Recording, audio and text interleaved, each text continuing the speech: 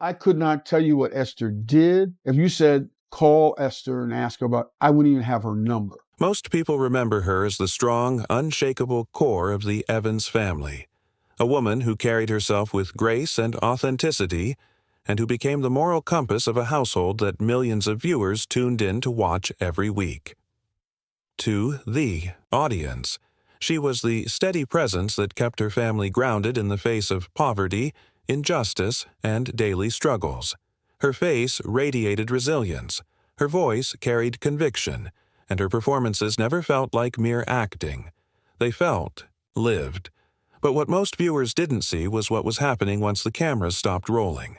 Behind the lights, the applause, and the smiles, there was a very different story being written. A story of clashes with producers, struggles for creative respect, and power struggles that would shape not only the show but also her own career. Esther Rolle wasn't just playing Florida Evans. She was fighting for Florida Evans to be real, to be human, and to matter. And in doing so, she entered into a battle with Hollywood itself, a system that wanted one thing: entertainment, and a woman who demanded something more. What unfolded behind the curtain wasn't just the story of a beloved sitcom. It was the story of a woman standing against an industry, only to discover just how much that industry would push back. This is the story of Esther Rolle and the truth about what really happened to her during the making of Good Times. The roots of Good Times stretch back before the Evans family ever appeared on screen.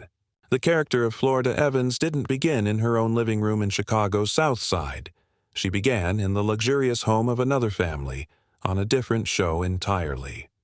Before Good Times, Esther Rolle was cast as Florida on Maude, another Norman Lear sitcom, starring B. Arthur as the outspoken and liberal Maude Finlay.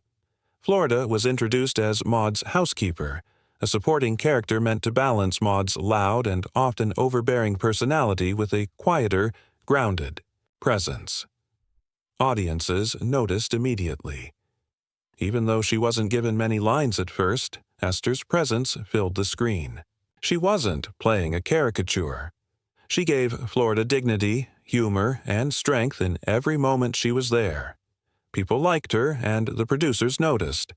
They saw that there was more potential in this character than simply being in the background of someone else's story. Out of that realization came an idea that would eventually transform television. The pitch was bold. Take Florida Evans out of Maude's kitchen and make her the central figure of her own sitcom. The original concept wasn't exactly what viewers ended up seeing.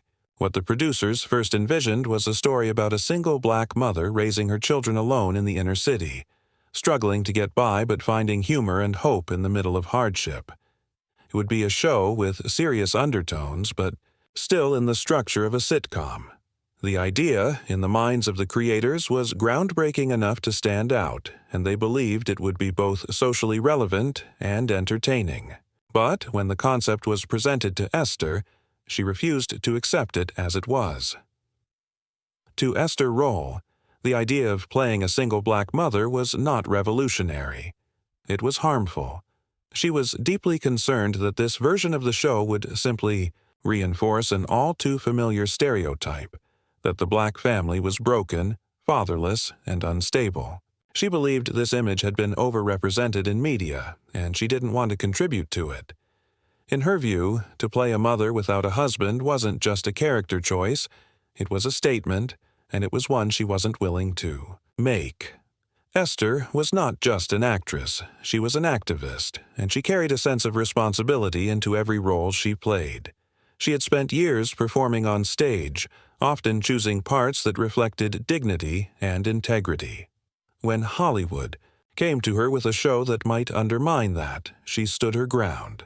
If they wanted Esther Rolle to star, then Florida Evans would have a husband. That demand changed everything. Because Esther insisted on it, the character of James Evans was created. Played by John Amos, James was first introduced briefly on Maude, written into the storyline to establish Florida's home life. When Good Times was greenlit as a full series, James Evans became a permanent part of the family. This one condition shifted the show's entire identity.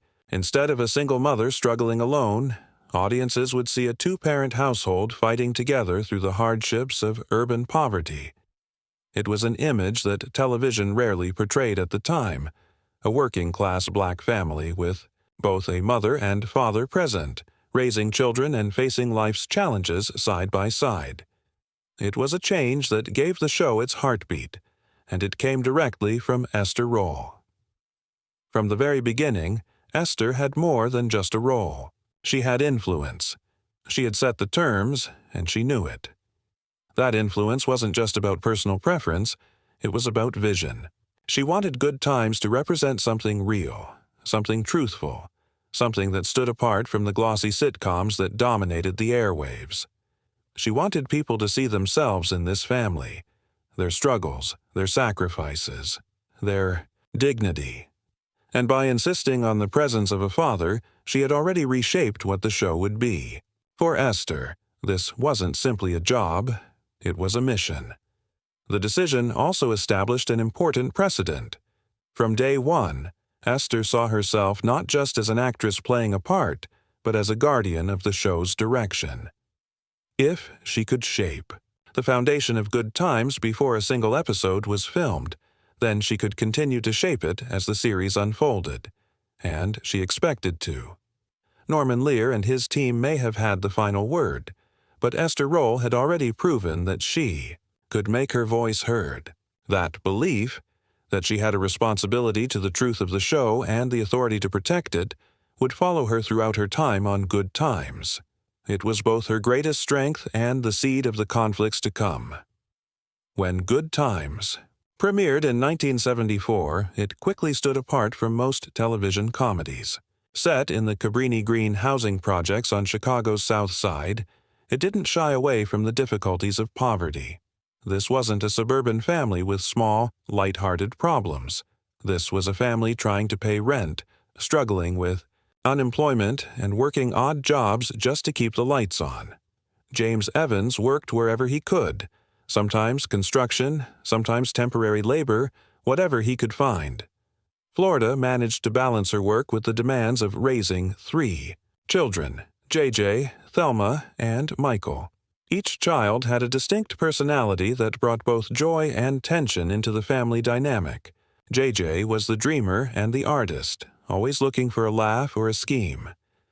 Thelma was strong-willed and sharp, ready to hold her brothers accountable. Michael was the youngest, but often the most outspoken, pushing conversations into serious territory, with his sharp awareness of politics and social issues. Together, they created a family that felt real, layered, and authentic. What made the show truly remarkable in those early days was the balance between humor and truth. Esther Rolle made it clear to the producers and writers that she didn't want the Evans family to become clowns for the audience. She insisted that the comedy had to come from real situations, not from degrading stereotypes. She didn't want the family to be a punchline. She wanted them to be a statement, and in those early seasons, the show respected that. Storylines explored unemployment, racial injustice, and the struggles of living in a system stacked against working-class families.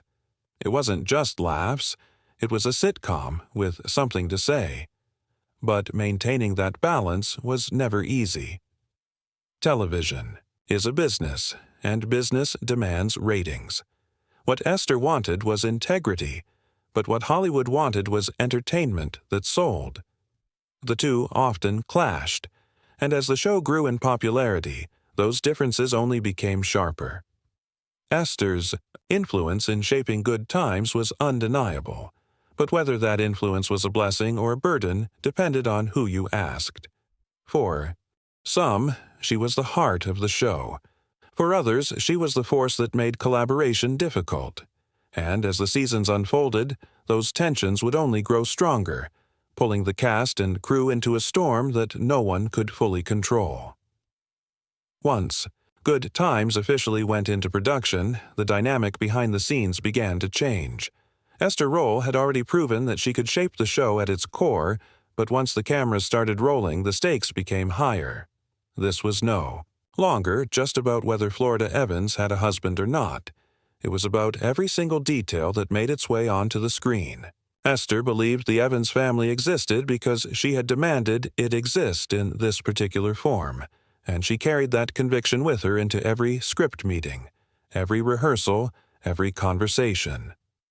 From the very beginning of production, it was clear that she expected to have a voice and not just as an actress delivering lines. She wanted to have a say in the direction of the entire show. The first cracks in the harmony appeared almost immediately during the casting process. Esther had strong opinions about who should and shouldn't join the ensemble. When the role of Willona Woods was being discussed, Esther reportedly pushed back against the producer's choice. They had decided to cast Jeanette Dubois, an actress, with a lively presence and a natural charisma that made her perfect for the part. Esther, however, had her own vision for the role and made it known that Jeanette was not her choice. But the decision had already been made. Jeanette Dubois was hired, and with her entrance came a quiet but lasting tension between the two women. On screen, they worked professionally, often delivering some of the most beloved moments of the series, but behind the scenes, the relationship was never warm. It was respectful when it needed to be, distant when it didn't. Those who were there say it never really healed. The larger issue, though, wasn't simply about Jeanette Dubois. It was about the level of control Esther Rolle wanted to maintain over the series. She had already altered its foundation, and now she expected that same influence to extend into the day-to-day operations of the show. She wanted to protect the image of the family, to ensure the dignity of the characters, and to prevent the storylines from drifting into territory that she considered offensive or unrealistic. The problem was that television production doesn't function like that. Scripts are written quickly, revised constantly, and often shaped by external pressures like ratings and network executives. Writers, directors, and producers all need creative flexibility to do their jobs. When one person steps in to filter or alter those decisions, the process slows down, and in the case of Good Times, it slowed down a lot. Writers began to notice that Esther pushed back on scripts that she didn't agree with. If a storyline gave too much focus to one character over another, she would question it. If a joke felt too broad or too degrading, she demanded changes. If an arc threatened to veer away from the realism she valued, she made her objections clear. In many cases, her instincts were right. Her insistence on dignity kept the Evans family from slipping into easy stereotypes, but her way of handling those objections often created friction.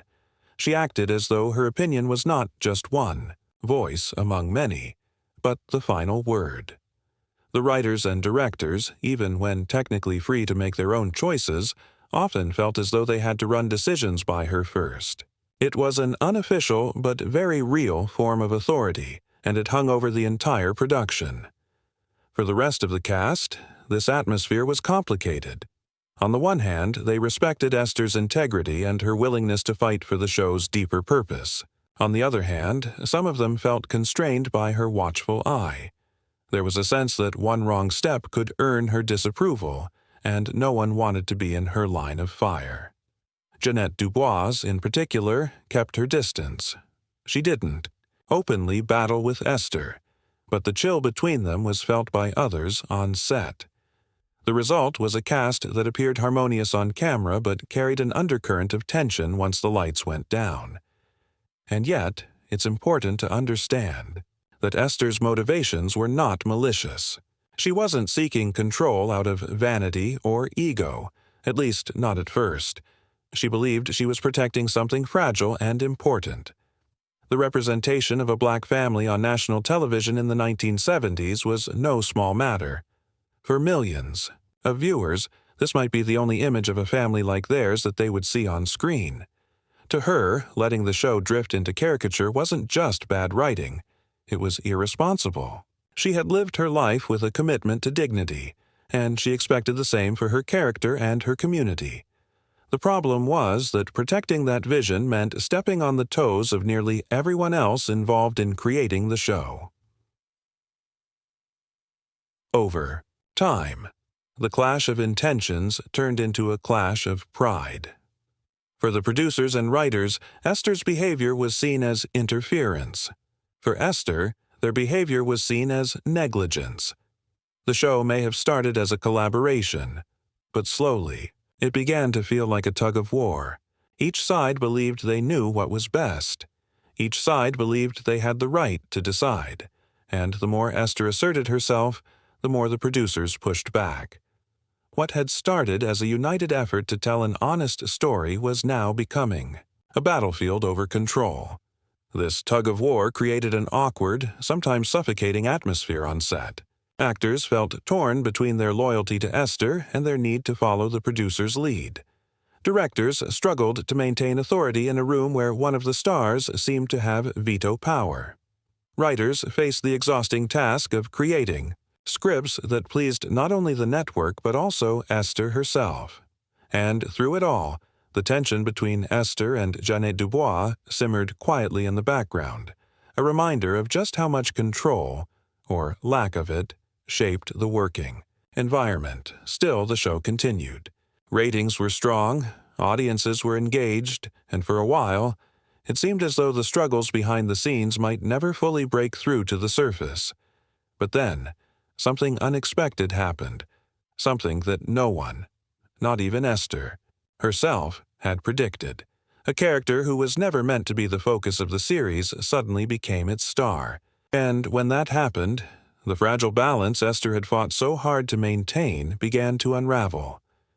When Good Times first went on the air, everyone believed it would be the story of the Evans family as a whole. Florida and James were supposed to be the central figures, representing the strength and resilience of two parents holding their family together in a harsh world. The children would support that story, each adding their own flavor to the family dynamic, but always within the structure of a family unit. That was the idea.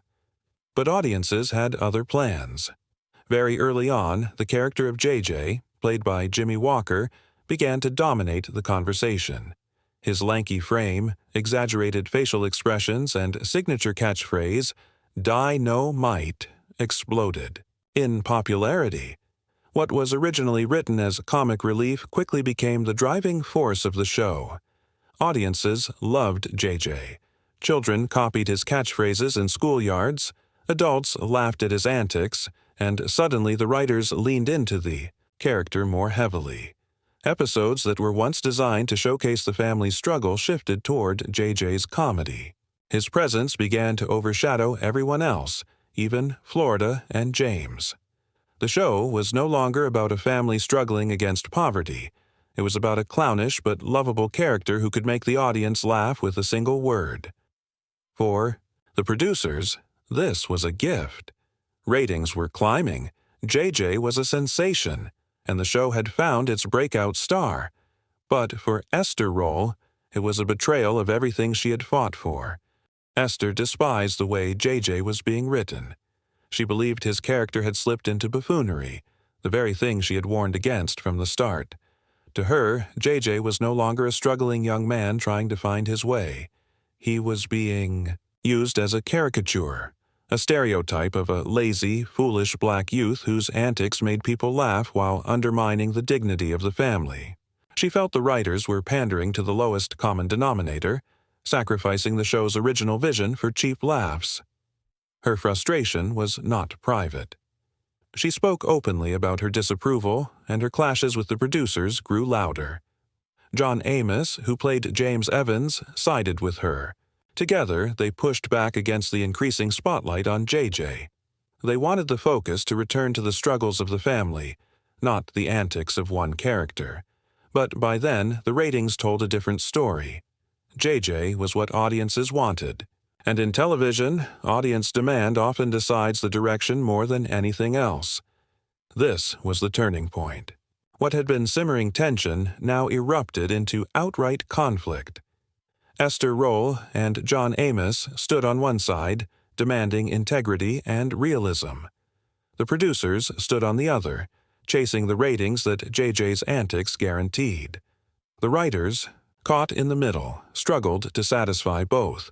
But the divide was impossible to bridge. Scenes grew more tense on set. Rehearsals became battlegrounds of opinion.